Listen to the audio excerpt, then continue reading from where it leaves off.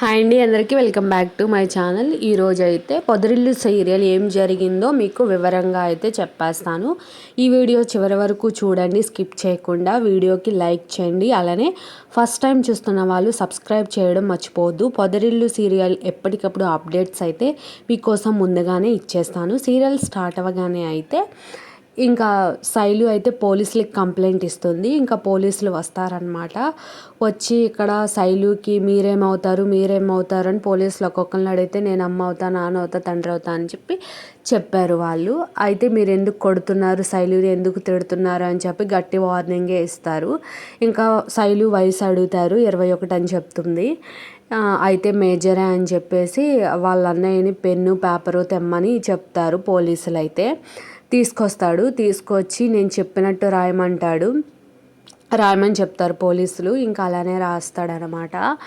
అంటే ఎవరు కూడా ఏ హాని కూడా తలపెట్టకూడదు, ఆ శైలుకి కొట్టకూడదు, తిట్టకూడదు, ఏం ప్రాబ్లం రాకూడదు, ఏదన్నా అయినా శైలుకి మీదే బాధ్యత అని చెప్పి రాపించి ముగ్గురు దగ్గర అయితే సంతకాలు తీసుకుంటారు. అంటే శైలు వాళ్ళ అమ్మ, నాన్న, అన్నయ్య దగ్గర సంతకాలు అయితే తీసుకుంటారు పోలీసులు. ఆమెను జాగ్రత్తగా చూసుకోవాలి, మీరేమి తనని కొట్టకూడదు, తిట్టకూడదు అని చెప్పి ఇంకా గట్టిగా వార్నింగ్ అయితే ఇస్తారనమాట అందరికీ. వాళ్ళ అమ్మకైతే చాలా కోపం వస్తుంది, వాళ్ళ అన్నయ్యకి కూడా చాలా కోపం వస్తుంది.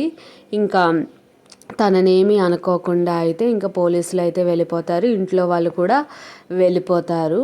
ఏంటి నాన్న మనకి ఇది అని అంటూ ఉంటాడు శైలు అన్నయ్య. అయితే ఇంకా తప్పదు, ఏం చేసేది ఏమీ లేదు అని వాళ్ళ నాన్న చెప్తాడు.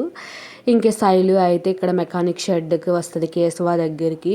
ఇంకా ఎన్ని తింటావే, అసలు ఏం జరిగింది చెప్పు అని కేశవ అడుగుతాడు. ఇప్పటికి 12 టీలు 12 సమోసాలు తిన్నావు, ఇంకెన్ని తింటావు అంటే అంతేనా అని అంటది శైలు. అంతేనా, అన్ని తిన్నావు ఇంకా అంతేనా అంటావేంటి, నేను మీ ఇంటికి వెళ్ళొచ్చిన తర్వాత నుంచి నిన్ను కొట్టారా తిట్టారా, ఏమడిగినా నువ్వు చెప్పట్లేదు, తింటూనే ఉంటున్నావు అని కేశవ అంటాడు. అయితే నువ్వు వెళ్ళిన తర్వాత చాలా కొట్టారు, నన్ను తిట్టారు అని చెప్తుంది. అవునా, నేను అంత వార్నింగ్ ఇచ్చినా నిన్ను కొట్టారా తిట్టారా అని చెప్తుంది. అవును, పార్ట్నర్ కూడా అడుగుతాడు, అంటే ఆ షెడ్లో పనిచేసే అతను. ఈత కర్రలు ఒక 20 వరకు ఇరిగిపోయినరా, మా అన్నయ్య తెస్తూ ఉన్నాడు, మా అమ్మ కొడుతూ ఉంది అని శైలు చెప్పిద్ది. ఇంకా కేశవకి చాలా కోపం వచ్చేసి తన్నుకుంటా షెడ్లోకి వెళ్ళి సుత్తి తీసుకొని అయితే బయలుదేరుతాడు వాళ్ళని కొట్టడానికి. ఇంకప్పుడే శైలు గట్టిగా నవ్వుతుంది. ఏంటి నవ్వుతున్నావు, నువ్వు చెప్పినంత అబద్ధమా అని కేశవ అంటాడు. అవును, నేను చెప్పినంత అబద్ధమే, నువ్వు ఎలా రియాక్ట్ అవుతావా అని చెప్పాను అని అంటే కేశవకి కోపం వస్తుంది. అసలు ఏం జరిగింది చెప్పు, ఎందుకు అలా నవ్వుతున్నావు అంటే, నువ్వు వెళ్ళిన తర్వాత మా వాళ్ళు నన్ను చాలా కోపంగా చూశారు, చాలా కోపపట్టారు, చాలా అసహ్యించుకున్నారు అని శైలు చెప్పిద్ది. అప్పుడే నాకు ఆలోచన వచ్చి పోలీసులకు ఫోన్ చేసి ఇలా చేశానని చెప్పిద్ది. శైలు చేసిన పనికైతే చాలా ఇంప్రెస్ అయిపోయి కేశవ అయితే హక్ చేసుకొని ఐ లవ్ యూ అని శైలుకి చెప్తాడు. ఇంకా శైలు కూడా ఐ లవ్ యూ టూ అని చెప్పి ఇద్దరు హక్ చేసుకొని చాలా హ్యాపీగా ఫీల్ అవుతారు. నువ్వు చాలా తెలివైన దానివి అని అంటాడనమాట కేశవ. అయితే పోనీలే, మంచి పనే చేసావు, నువ్వు హ్యాపీగా ఉండడమే నాకు కావాలి అని చెప్పి అంటాడనమాట. సో ఈ తర్వాత ఏమైందంటే, ఇంతకు ముందుది పోలీసులు మేమేమి మా చెల్లిని టార్చర్ చేయట్లేదు, మా చెల్లిని మేము ఎందుకు టార్చర్ చేస్తాము, మీరు ఏదో రాంగ్ ఇన్ఫర్మేషన్కి వచ్చారు, మేమంతా హ్యాపీగా ఉన్నాం, మేమంతా బాగానే ఉన్నామని చెప్పి శైలు అన్నయ్య అంటాడు. సో జరిగిందంతా కూడా కేశవకి చెప్తూ ఉంటుంది శైలు అయితే. సో ఇదంతా మళ్ళీ రిపీట్గా చూస్తూ ఉంటారు. లేదు, మీరు ఏం జరిగినా శైలుకి మీదే బాధ్యత అని. ఇక్కడ పోలీసులు వెళ్ళిపోయిన తర్వాత ఏంటి కొడతావా అని చెప్పి శైలు అయితే వాళ్ళ అన్నయ్య మీదకి వెళ్తుంది. ఇంకా వాళ్ళ అన్నయ్య కూడా సైలెంట్గా వెళ్ళిపోతాడు. తర్వాత బృందావన్ చూపిస్తారు, వీళ్ళందరూ భోంచేస్తూ ఉంటారు. అయితే అసలు ఏం జరిగింది అని ఒక్కొక్కరు, శైలు పాపం మన ఇంటికి ఆశ్రయం కోసం వచ్చింది, నువ్వేమో ఇలా చేసావు అని చెప్పి ఒక్కొక్కరు అడుగుతూ ఉంటారు. అంటే కన్నాను, మహాలక్ష్మి, పెద్ది, చక్రి వీళ్ళందరూ అడుగుతూ ఉంటారు. అయితే నవ్వుతాడనమాట ఒక్కసారే. కేశవ అయితే ఏం జరిగిందంటే ఇలా ఇలా చేసింది అని మొత్తం చెప్తే అప్పుడు నారాయణ అంటాడు, పక్కున నవ్వుతాడు నారాయణ. నవ్వి మామూలు కాదు ఆ అమ్మాయి, నువ్వు ఆ అమ్మాయితో ఎలా వేగుతావో ఏంటో రా అని చెప్పి అంటారు. ఇంకా అందరూ చాలాసేపు నవ్వుకుంటూ ఉంటారు. అయినా చాలా ధైర్యవంతురాలు శైలు, నేనెందుకు ఇలా చేయలేదు అని మహాలక్ష్మి అంటుంది. నాకెందుకు ఈ ఆలోచన రాలేదు, నేను కూడా పోలీసులకి చెప్పొచ్చు కదా అని మహాలక్ష్మి అంటుంది. అప్పుడు చక్రి అంటాడు, మీరు పోలీసులకి చెప్పినా సరే పోలీసుల్ని ఏదో ఒకటి అంటే హ్యాండిల్ చేయలేడు అనుకుంటున్నారా, మీ నాన్నగారు హ్యాండిల్ చేస్తారు అని చెప్పి అంటాడు.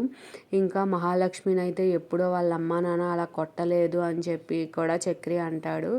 అవును, చాలా అలాగే చూస్తాను. ఇంకా చక్రి చాలా మాట్లాడుతూ ఉంటాడనమాట. నా భార్య చూడు ఎలా ఉందో, నేను ఇప్పటి వరకు ఎలా భరిస్తున్నాను అనుకుంటున్నావు అన్నట్టుగా చక్రి మాట్లాడతాడు. ఇంకా అందరూ సైలెంట్గా అలానే చూస్తూ ఉంటారు. ఇంకా వెంటనే లెగిసి వెళ్ళిపోతారు. ఇక్కడ ఏంటంటే బయట గోళ్ళు తీసుకుంటూ ఉంటాడు నారాయణ. మహాలక్ష్మి వచ్చి సీరియస్గా అలాగే చూస్తూ ఉంటుంది ఒక 10 నిమిషాలు. అప్పుడు నారాయణ అంటాడు, ఏం చేశాను నేను, నన్ను ఎందుకు అలా చూస్తున్నావు, నేనేం బీడీలు తాగట్లేదు కదా, నేనేం మందు తాగలేదు కదా, ఏంటి ఏమన్నా అనాలనుకుంటే అనేసా అంటే ఇష్టం వచ్చినట్టు తిడుతుంది మహాలక్ష్మి. మీకు అసలు బాధ్యత లేదు, మనిషి పెరిగారు కానీ బుద్ధి పెరగలేదు అని చెప్పి చాలా తిడుతుంది మహాలక్ష్మి. ఎందుకు ఇప్పుడు నన్ను ఇన్ని మాటలు తిడుతున్నావు, మీకు అసలు బాధ్యత లేదు, మిమ్మల్ని చిన్నప్పటి నుంచి అంటే మీరు కని వదిలేశారు, ఒకరిని ఇద్దరిని పెళ్లి చేసుకున్నారు, పిల్లల బాధ్యత ఎలా తీసుకుందాము, పెళ్లి చేద్దాము, పెద్ద కొడుకు ఇలా అయిపోయాడే అని మీకు అసలు ఏ బాధ లేదని మహాలక్ష్మి చాలా తిట్టిద్ది. ఇంక నేనేం చేయను, సంబంధం తీసుకొస్తే నేను పెళ్ళి పెద్దగా నిలబడతాను అని అంటాడు. ఆ నిలబడటమే తప్ప నువ్వేం చేయలేవా అని చెప్పి మహాలక్ష్మి నారాయణ అయితే చాలా బాగా తిట్టిద్ది. ఇంకా లోపలికి వస్తే కేశవ ఫోన్ చూసుకుంటాడు, అలానే చక్రీను కన్నా కూడా ఫోన్ చూసుకుంటూ ఉంటారు. ఇంకా మహాలక్ష్మి చూసి చాలా సీరియస్గా చూస్తుంది. ఇంకా కన్నా అంటాడు, ఏమైంది, నువ్వేమన్నా అన్నావా అని అనుకుంటూ ఉంటారు ఒకరికొకళ్ళు. నేనేమనలేదు అని అంటారు. అయితే వీళ్ళందరినీ కూడా పిచ్చ క్లాస్ పీకుతుంది. మీరు పెరిగారు కానీ మనుషులకు పెరిగారు కానీ మీ అన్నయ్యకి ఒక పెళ్లి సంబంధం చూద్దాం, పెళ్లి చేద్దాం అని ఏ బాధ్యత మీలో ఎవ్వరికీ లేదు అని చెప్పి వీళ్ళ ముగ్గురిని కూడా ఫుల్గా క్లాస్ పీకుతుంది. ఇంకా కేశవాన్ని అయితే బాగా తిట్టిద్ది అనమాట. ఎంతసేపు బుస్తో చాటింగ్ చేసుకుంటాం, ఇంకా ఫోన్లో మాట్లాడతాం, తిన్నావా లేదా, ఇవి ఈ సొల్లు తప్ప ఇంకేమి మీరు పట్టించుకోరా మీ అన్నయ్య గురించి, మీ అన్నయ్య ఎంత చేశారు మీకోసం, ఆయనకు ఒక పెళ్లి చేద్దాం, ఆయనకు ఒక ఫ్యామిలీని ఏర్పరుద్దామని మీలో ఎవరికి లేదని ఒక ఆట ఆడుకుంటుంది వీళ్ళ ముగ్గురితో. ఇంకా చక్రి అయితే ఆగండి చాలా భయపడుతున్నాడు అని చెప్పి అంటాడు. ఇంకా అప్పుడు మహాలక్ష్మి స్లో అయ్యిద్ది. అప్పటికే ఇంకా ఈ కన్నా భయపడిపోయి పారిపోతాడు. ఇంకా వీళ్ళిద్దరు కూడా బయటకు వచ్చేస్తారు. ఏంట్రా ఇలాగ మనలోనికి ఇస్తుంది అని కేశవ బండి మీద వచ్చేటప్పుడు అంటూ ఉంటాడు. మనం భయపడుతున్నాం కాబట్టి భయపట్టిస్తుంది లేరా అంటాడు. ఇంక ఇలా నడుచుకుంటూ వస్తుంటే అయితే పెద్ది కనపడతాడు. పెద్ది ఇక్కడ ఆడవాళ్ళతో అందరూ కూరగాయలు తీసుకుంటారు. కూరగాయల దగ్గర అయితే ఇంకా పెద్ది కూడా అక్కడ తీసుకొని కొంచెం దోసకాయ పచ్చడి ఎలా చేయాలి, టమాటా పచ్చడి ఎలా చేయాలి అని ఇక్కడ కొంచెం ఎగతాళాడినట్టుగా మాట్లాడుకుంటూ ఉంటారనమాట. ఏంటన్నయ్య నువ్వు అక్కడ ఏం మాటలు మాట్లాడుతున్నావు, అక్కడ పద ఇంటికి వెళ్ళిపోదాం, ఏంటి అమ్మలక్కలతో నీకు మాటలు, జంబలకడి బొమ్మ సినిమా చూస్తున్నట్టు ఉంది అని చెప్పి చక్రీను కేశవ అనుకుంటారు. ఇంకా వెంటనే పెళ్లి సంబంధానికి బ్రోకర్ని పిలిచి పెళ్లి సంబంధాలు చూడమని చెప్తారు. ఇంకా అక్కడితో సీరియల్ అయిపోతుంది. రేపుడు గురించి అయితే చూపిస్తారు. పెళ్లి వాళ్ళందరూ వస్తారు.